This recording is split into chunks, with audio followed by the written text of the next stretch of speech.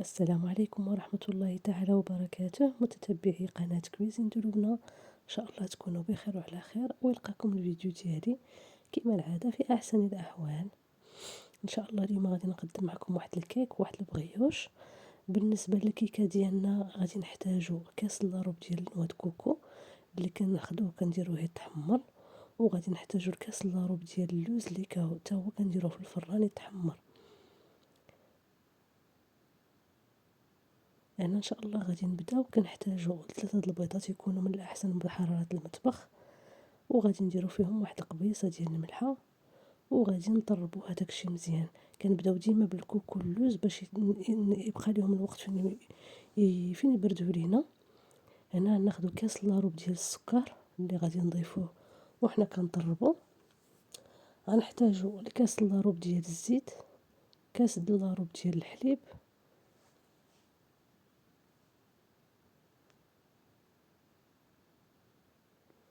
هنا غادي نديرو الزيت غادي نضيفوه على 2 المرات وحنايا كنخلطو.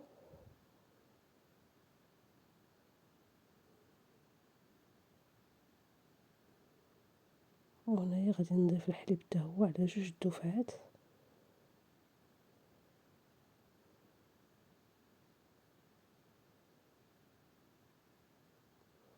بالنسبه للكوك اما حمروه غير شي شويه ولا حمروه بزاف، نتوما عندكم الاختيار.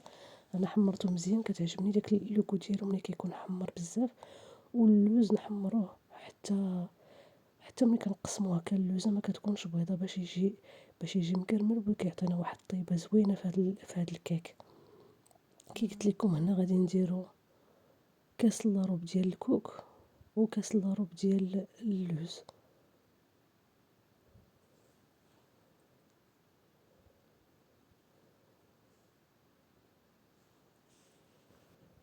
صافي هنا غادي نبقى نضيف هذوك النواشف بشويه بشويه وحنا كنخلطو كلشي، نخلطوه بالطراب هكذا حتى الاخر. فاش غنزيد الدقيق عاد غادي ندير غير بالملعقه.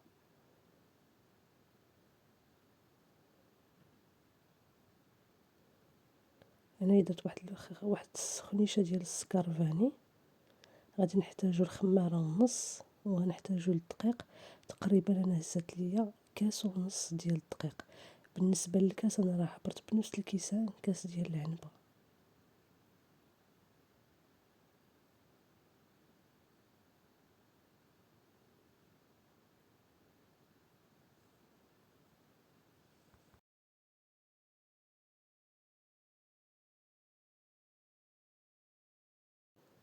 صافي بالنسبه لي انا هنايا زدت الكاس الاول ديال الدقيق مع التحراك، وزدت الخماره. غادي نزيد نص كاس تاني. المهم هي راه كيجي القوام ديالها غادي تشوفوا معايا كيف الكيك العادي. كنكونوا شعلنا الفران على 180 درجه، وكنوجدوا المول ديالنا كندهنوه بشويه الزبده ولا شويه الزيت، وكنرشوه بشويه ديال الدقيق.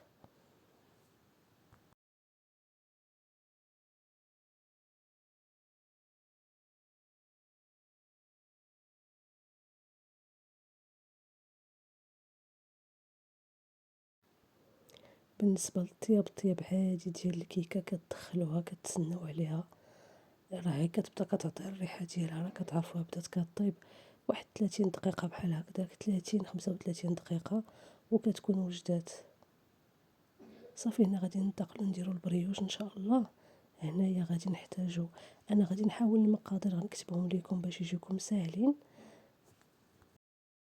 المهم هنايا بالنسبه للمقادير احتاجت 300 غرام ديال الدقيق، بيضه كامله، معلقه ديال الخميره ديال الخبز، 60 غرام ديال السكر، واحتاجيت لهنايا لكاس لاروب ديال الحليب اللي كيكون دافي. كناخذوا العجين ديالنا كنديروه في الروبو يطحن ولا كتجمعوه بيديكم يتجمع. ومن بعد كنخليو العجين ديالنا تطلق واحد شي شويه ترتاح واحد 10 دقائق. كنغطوها بواحد المنديل وكنخليوها. من فوا كدوز ديك 10 دقائق كناخذوا العجين ديالنا وكنطلقوه هكا كي كيبان لكم في الفيديو على واحد الورق ديال الطبخ. بالنسبه انايا لهاد الحشوه درت كاس بين الكوك واللوز محمرين. احتاجيت واحد المعلقه كبيره حتى ل2 معالق كبار ديال السكر الاشقر اللي تقدروا تعوضوه بالسكر العادي ساندة. وعندي الزبدة دايبة اللي خلطت لي الخليط. المهم باش يجينا ساهل باش نسرحوه، ما كتجيناش لاباط مجموعة، ما كتجينا شوية هكا، نحاولوا نسرحوها بالمعلقة. صافي كنديرو على الوجه ديال البريوش ديالنا العجين ديالنا، وكنبقاو نلويوها هكا كنبين لكم في الفيديو. منين كنوصلوا للاخر د العجينه كنبقاو نجمعوها بحال هكا بحال هذا الشكل، حيت حنا غادي نقطعوها مزال كي غتشوفوا معايا. كنثبتو مزيان العجين، وغادي ناخذ واحد السكين وغادي نحاولوا نقطعوا العجين ديالنا على جوج، وغادي نبداو نضفروا. غادي نديروا واحد الضفيره. صافي كيكون المول ديالنا واجد، وغادي نخليو العجين ديالنا يخمر مزيان. منين يخمر، انا قلت لكم بالنسبه للخميره قلت لكم معلقه، الا كان عندكم الجو بارد بزاف وبديروا شي شويه اكثر من معلقه ديروها. صافي هنا غنخليو العجين ديالنا يخمر، ومنين غادي نبغوا نسقيو غادي نوجدوا واحد شويه ديال السكر الاشقر مع واحد شويه ديال الحليب، هو باش غادي ندهنو. انا كي شفتوا معايا الكيك ديالي راه خرجات صافي طابت. غادي ندهن البريوش، الفران كيكون مسخن على 200 درجه.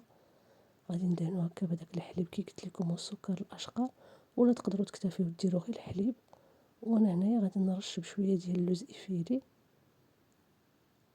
وغادي ندخلو البريوش ديالنا يتحمر. بالنسبه للبريوش غادي نشعلو الفران غير من التحت حتى غادي تبدا تطلع الطيبه ديال البريوش، عاد غادي نشعلو من الفوق.